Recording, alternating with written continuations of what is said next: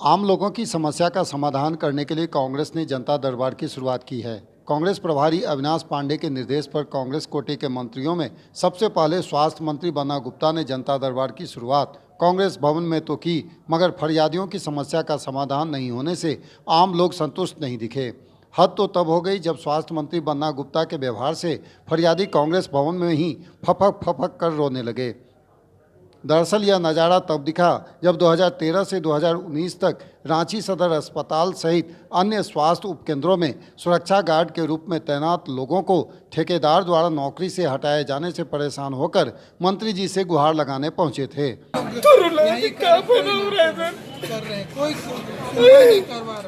हम मरेंगे ना सर, तो जिम्मेवारी इसकी होगी। मेरे परिवार बहुत गरीब घर से हम आते हैं सर। 2 साल से सर बोल रहे हैं कर देंगे, अभी बोलते हैं नहीं करेंगे सर। कहाँ जाएंगे बताइए ना सर। हम लोग के साथ खिलवाड़ किया गया है सर। हम लोग सरकारी नौकरी तो नहीं मांग रहे थे सर। क्या गलती है सर हमारी? हम लोग आदिवासी संख्या किसने ऐसे हम लोग के साथ हमेशा ऐसे कर रहे हैं सर कि हम नहीं कर पाएंगे, लेकिन 2 साल के बाद आज जवाब दे रहे हैं तो दुर्भाग्य की बात है। और कहीं ना कहीं अगर मेरी मौत होती है ना सर, तो उसकी जिम्मेवारी मंत्री जी की होगी। और हमको लोगों ने, मेरे जो कर्मचारी हैं, लोग हमको आगे रखा था, हमेशा हम लड़ाई लड़े। आज मैं काफ़ी मर्माहत हूँ।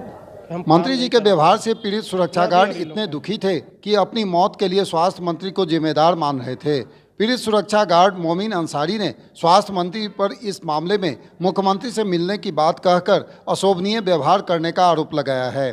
पीड़ित सुरक्षा गार्ड मोमिन अंसारी ने स्वास्थ्य मंत्री से अब तक 25 बार से ज़्यादा मिलने की बात कहते हुए कहा कि उनके जैसे 155 सुरक्षा गार्ड हैं जिन्हें अब तक स्वास्थ्य मंत्री का आश्वासन मिलता रहा है, मगर आज जैसे ही जनता दरबार में मिलने पहुंचे तो उन्होंने सीधे तौर पे कह दिया कि बेकार में मिलने के लिए आ जाते हो।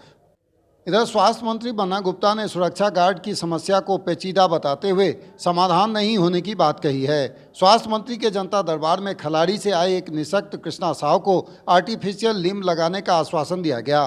पीड़ित के परिजन ने उम्मीद जताया है कि स्वास्थ्य मंत्री घोषणा के अनुरूप जरूर पहल करेंगे।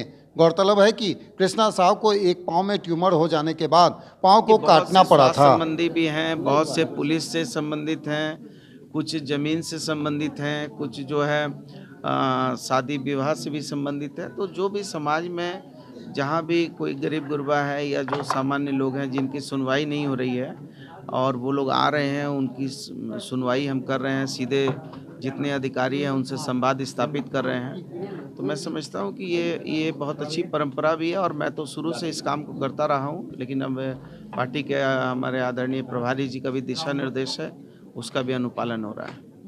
कुछ सदर हॉस्पिटल के भी लोग आए थे जो उनकी भी डिमांड लगा था। हाँ, उनके कुछ पैसा की ये था, 6 महीने का मैंने उसको सॉल्व करवा दिया है। आज ही बोल दिया है, NHM के डायरेक्टर साहब को बोल दिया है कि आज से कल तक उनका पैसा भेज दो। कुछ सिक्योरिटी में भी तैनात थे, वो भी लोग आए थे। नहीं, देखिए वो तो एक दूसरा विषय है। वो एक ऐसा विषय है कि पहले वो लोगों को अनुबंध पे रखा गया, फिर वो दूसरे ठेकेदार के पास थे, तीसरे ठेकेदार के पास थे। तो वो थोड़ा एक दूसरे टाइप का कॉम्प्लिकेटेड विषय है, उसको बैठ के ही उसका समाधान हो सकता है। वो एक बार में यहाँ तुरंत समाधान नहीं हो सकता उसका।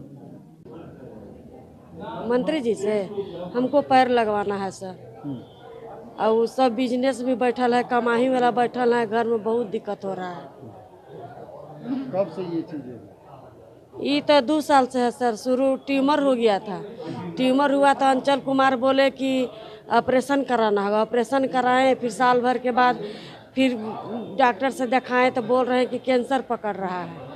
तो यही 7 महीना हो रहा है कटेला से पैर काटना 7 महीना हो रहा है। मंत्री जी से मिले? हाँ, अभी तो मिले सर। क्या बोले? बोले था कि अभी रुकिए से पैर लगवा देंगे से बोले। पैर लग जाएगा तो कितनी खुशी होगी? बहुत खुशी होगी सर। कमाने वाला बैठल है सर, बहुत खुशी होगी।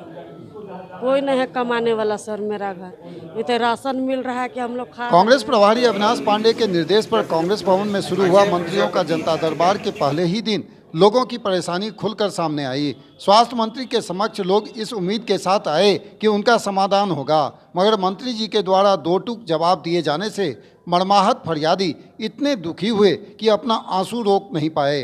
भुवन किशोर झा, ईटीवी भारत, रांची।